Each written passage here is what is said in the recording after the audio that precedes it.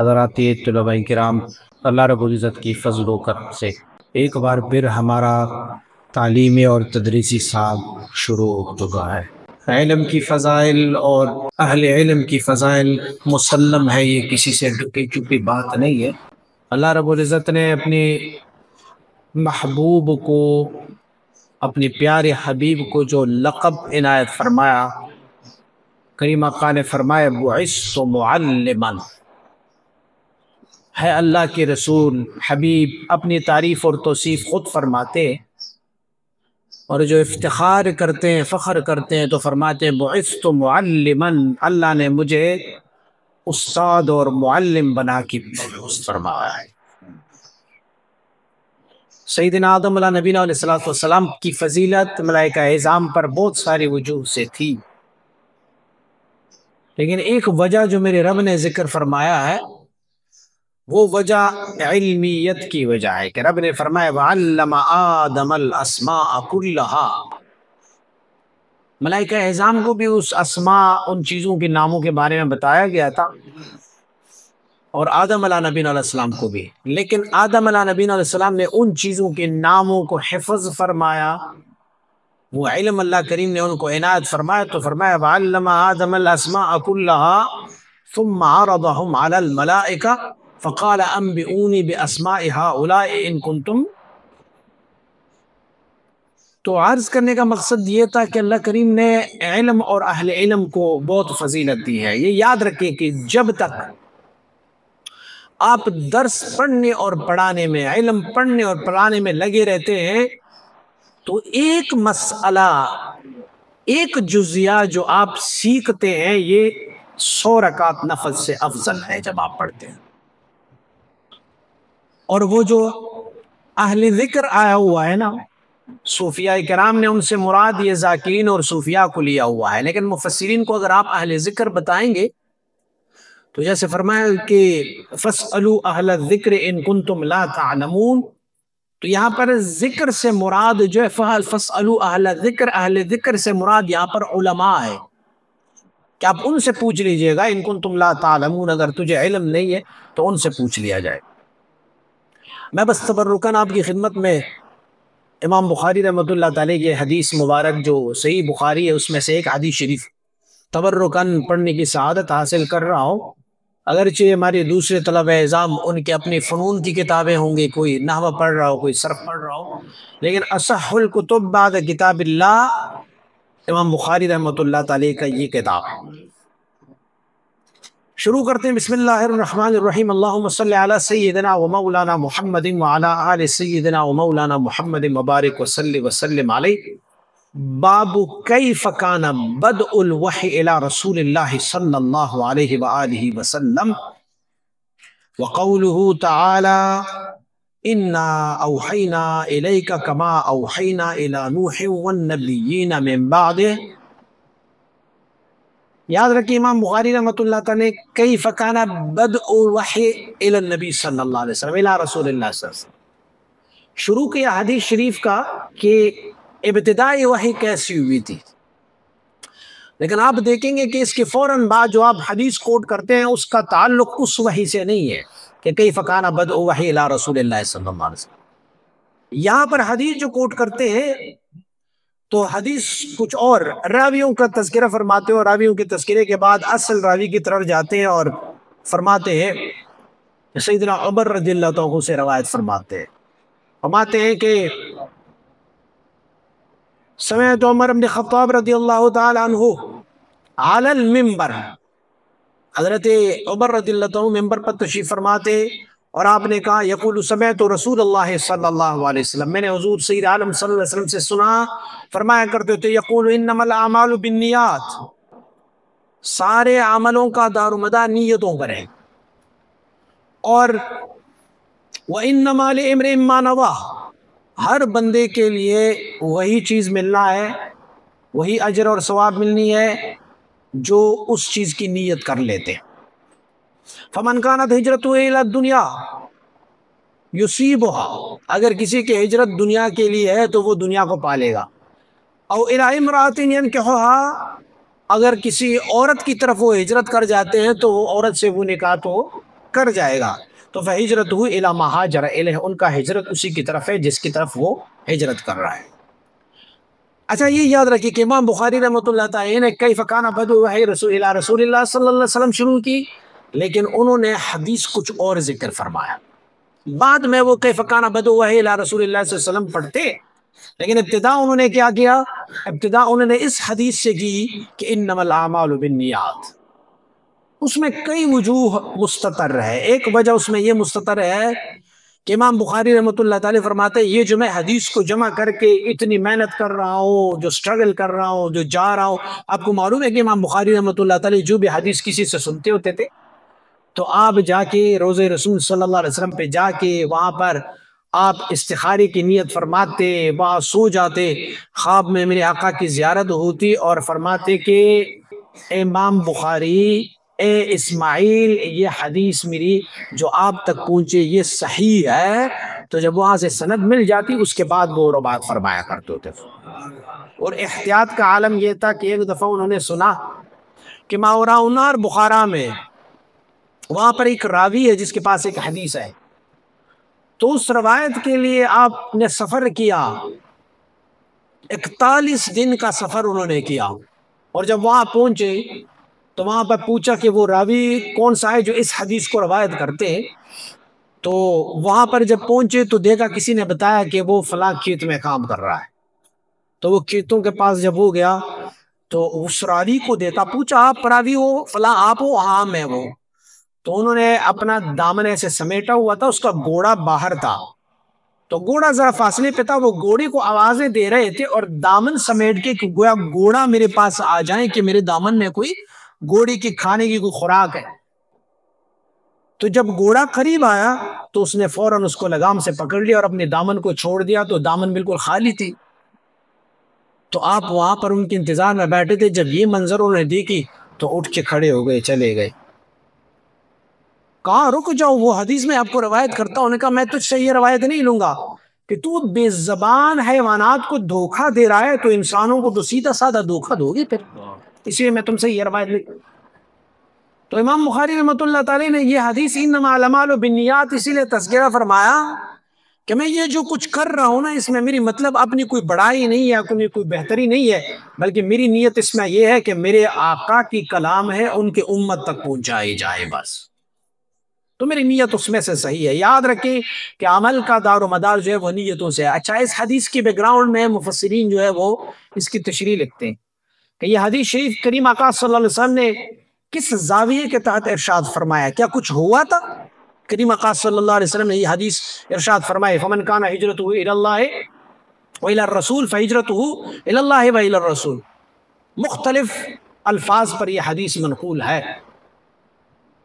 محدثین فرماتے ہیں کہ مکہ معظمہ میں ایک صحابی تھے، نام میں بھی اس کا اختلاف ہے، ایک نام ان کا جو ہے وہ محسب بھی ذکر کیا گیا ہے اور ایک نام ان کا صعب یا مصعب ذکر کیا گیا ہے۔ وہ صحابی تھے اور ان کو ایک صحابیہ سے محبت ہو گئی تھی، تو ان کو بڑے پیغام بھیجے نکاح کی کہ میں تم سے نکاح کرنا چاہتا ہوں۔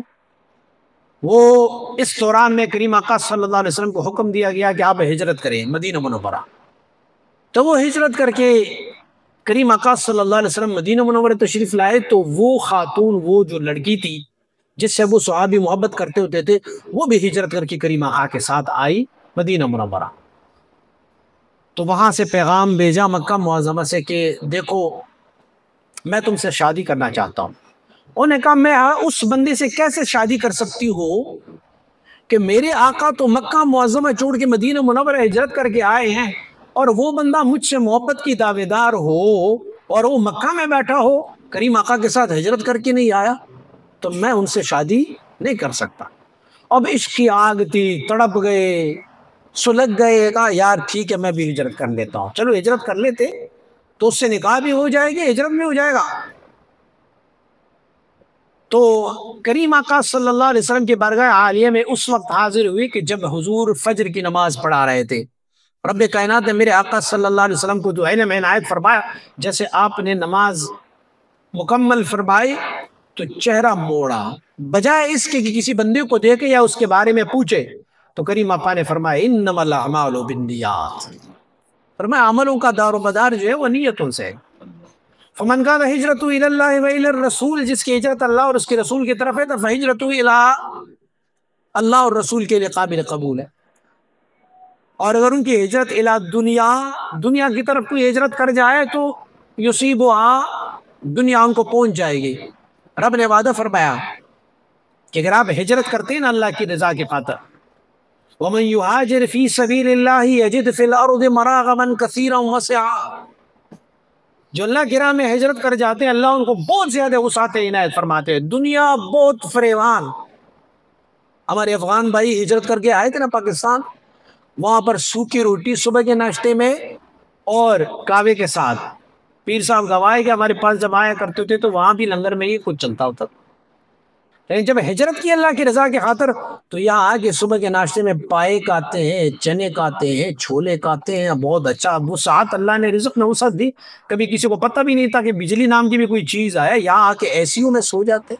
فمن کان ہجرتہ الی اللہ و الی الرسول فہجرتہ الی اللہ و الی الرسول، اگر دنیا کے لیے ہجرت کر جائے تو دنیا کی ہجرت بھی اللہ ان کو قبول فرما دیتا ہے، پھر جو ہے نا ان کو دنیا ہی مل جائے گی۔ اور امرأتن ینکحھا، اگر کسی عورت کی طرف وہ ہجرت کر جاتے ہیں تو پھر وہ نکاح میں آ جاتی ہے، بس پھر ان کا ہجرت جو ہے نا وہ عورت ہی کے لیے ہو گئی بس۔ اچھا یار اس میں نیتوں کا کہاں سے عمل دخل ہے؟ تو یہ سمجھ لیجئے گا، میرے آقا اور صحابہ کرام نے جب ہجرت فرمائی تھی تو کس طرح کی ہجرت تھی؟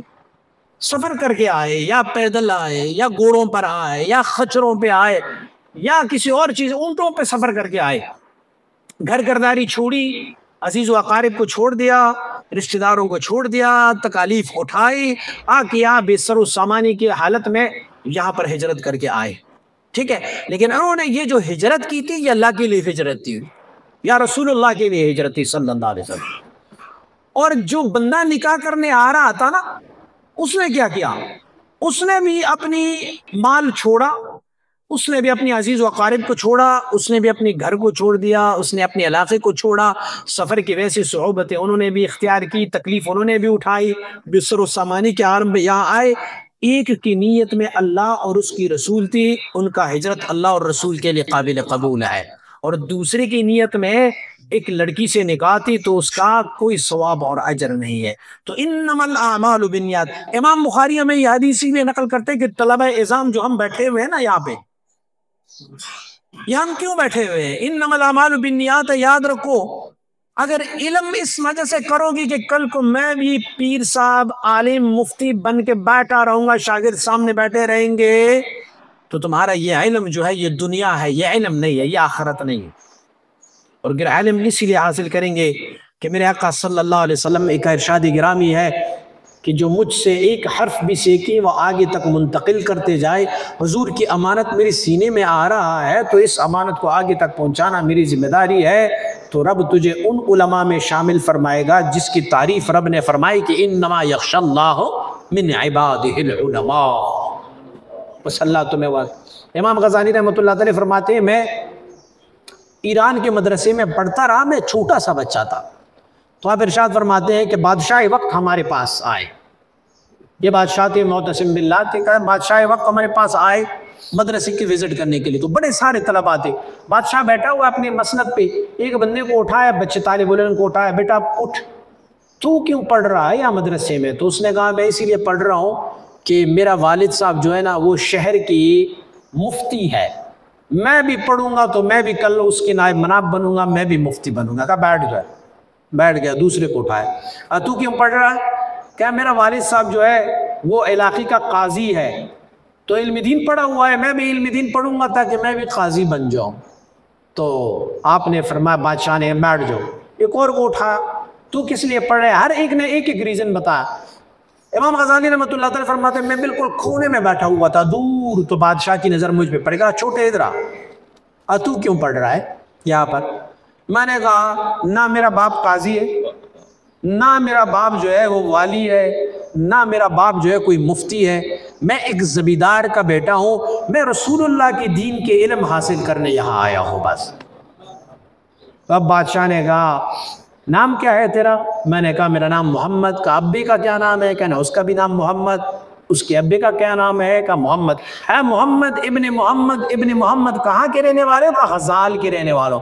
ہے محمد ابن محمد الغزالی، اگر ایک تو یہاں نہ ہوتا تو میں یہ سارے مدرسے کو ویران کر دیتا، ختم کر دے. یہاں تو کوئی مفتی بننے کے لیے پڑھ رہا ہے، کوئی کس لیے پڑھ رہا ہے.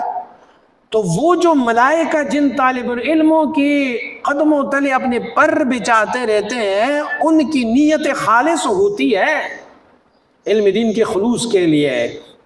اور مجھے فخر ہے اس بات پہ کہ الحمدللہ سلسلہ عالیہ سیفیہ مبارکہ سے وابستہ یہ جو مشائخ اعظام ہیں اور انہوں نے اپنے مدرسوں کا اہتمام کیا ہوا ہے، ان مدارس میں نہ صرف ان کو کہ یہ کتابیں پڑھائی جاتی ہیں، بلکہ وہ بن کتابوں والا بھی ان کو پڑھایا جا رہا ہوتا ہے، جس کو علم الاخلاص کہتے ہیں، جس کو علم الاحسان کہتے ہیں. کئی مقام صلی اللہ علیہ وسلم سے پوچھا گیا نا کہ مل احسان، یہ احسان کیا ہے؟ تو آپ نے ارشاد فرمایا کہ ان تعبد اللہ کأنک تراہ فإن لم یکن تراہ فإنہ یراک. میں اللہ کی ایسے عبادت کرو کہ جیسے تو رب کو دیکھ کے عبادت کر رہا ہے. اگر اس مرتبے پر فائز نہیں ہے تو یوں سمجھ لیجئے کہ رب تو تجھے دیکھ رہا ہے نا، کم از کم یہ والا مرتبہ تو آپ کے پاس ہونا چاہیے. پھر جب آپ پڑھیں گے ایک حرف ان اللہ کے حبیب صلی اللہ علیہ وسلم کے اور فقہائے کرام کے کوئی علم کا ایک جزیہ آپ یاد کریں گے تو پھر کیا ہوگا؟ یہ آپ کے لیے 100 رکعت نفل سے افضل ہوگا جب آپ پڑھیں گے. اور یہ بھی یاد رکھیں انشاءاللہ العزیز آپ اس سال جو ہے نا وہ فارغ التحصیل ہو جائیں گے، لیکن آپ فارغ التحصیل نہیں ہے. یہ جو ہم متون پڑھ رہے ہیں نا، یہ جو ہم بکس پڑھ رہے ہیں، کتابیں پڑھ رہے ہوتے ہیں، یہ ایسے ہیں جیسے ہم الف با پڑھ رہے ہیں. چھوٹا سا بچہ ہوتا ہے نا الف با، لیکن الف با پر وہ اکتساب نہیں کریں گے. الف با کے بعد وہ تہجی سے پڑھیں گے، وہ روانی سے پڑھیں گے، اس کے بعد پھر ان کو علوم کے. یہ جو صحیح البخاری ہے تو ہمیں تو یوں سمجھ رہا ہے کہ صحیح بخاری نے جتنے حدیث کو نقل کی ہوئے ہم اس کو پڑھیں گے تو پھر مولوی بن گئے. نہیں، اس حدیث کے مندرجات ہے، اس حدیث کی شروع ہے. ہم اور آپ الحمدللہ حضرت امام ابو حنیفہ رحمۃ اللہ تعالی کے مسلک مبارکہ سے وابستہ ہیں. تو امام بخاری رحمۃ اللہ تعالی جو ہے ان کے بہت سارے ایسے احادیث ہیں جو ہمارے مسلک سے متصادم احادیث کو ذکر کیا گیا ہے، جیسے رفع الیدین کے احادیث ہے، آمین بالجہر کے احادیث ہے، اور ایسے حدیث ذکر کی ہوئے ہیں. تو اگر ہم صرف امام بخاری پر ہی اکتفا کریں گے اور اس بخاری پر اکتفا کریں گے تو ہماری اپنی مذہب کہاں گیا. تو اسی لیے ان کو شروع کی ضرورت ہے تاکہ حدیث کی آپس میں جو تعارضات ہے اس کو دفع کیا جائے، اس کو رفع کیا جائے. پتہ چلے کہ میں جس مسلک سے ہوں ہمارے مسلک کا کیا عقیدہ ہے، کیا نظریہ ہے ہمارے مسلک کا. تو اسی لیے ہم جو ہے نا وہ اب سٹارٹ کر گئے ہیں علم میں. تو دعا ہے کہ اللہ کریم ہمیں حضور سید عالم صلی اللہ علیہ وسلم کی ان وارثوں میں سے بنائے جس کے بارے میں کریم آقا نے فرمائے کہ العلماء ورثۃ الانبیاء. اللہ کریم ہمیں ان وارثوں میں سے نصیب فرمائے. وآخر دعوانا ان الحمد للہ رب العالمین.